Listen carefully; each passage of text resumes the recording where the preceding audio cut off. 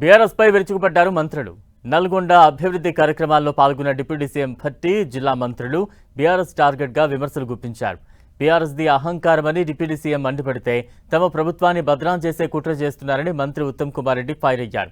ఇటు టీఆర్ఎస్ నుంచి బీఆర్ఎస్ గా మారిన పార్టీ తర్వాత హెచ్ఆర్ఎస్ అంటే హరీష్ రావు రాష్ట్ర సమితిగా మారుతుందంటూ కోమటిరెడ్డి వెంకటరెడ్డి సెటైర్లు వేశారు.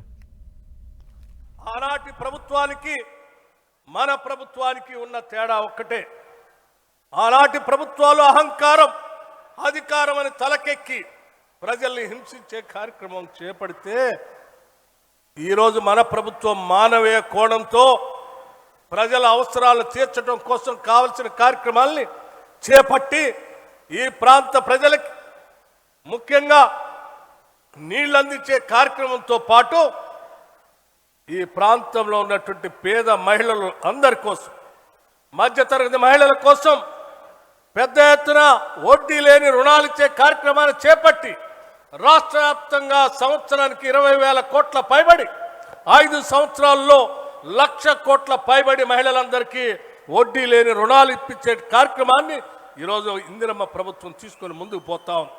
అధికారం వచ్చిన సంవత్సరం నల్గొండ జిల్లాలో 3 లక్షల టన్నులు వరి ధాన్యం కొనుగోలు చేస్తే ఈ యాసంగికి 7,66,000 లక్షల వరి ధాన్యం కొనుగోలు చేసిండ్రు.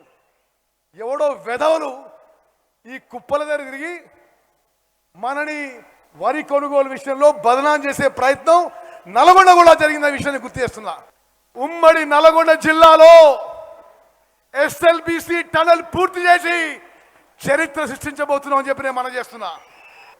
మీరు ప్రకటించాలి, ఈ టర్ములో ఎస్ఎల్బిసి టనల్ పూర్తి చేస్తాం, డిండి ప్రాజెక్టు పూర్తి చేస్తాం అని చెప్పి మీరు ప్రకటించాలని చెప్పి నేను కోరుకుంటున్నా.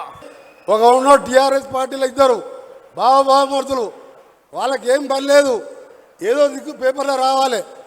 టెండర్లు పిలిచినావు, టెండర్లు పిలిచి అది టెండరే ఓపెన్ చేయాలి.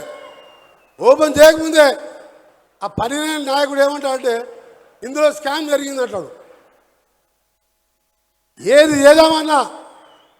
చేద్దామన్నా కాళ్ళల్లో కట్టబెట్టే విధంగా పచ్చకామర్లోనికి లోకమన్నా పచ్చవన్న కనబడ్డాడు.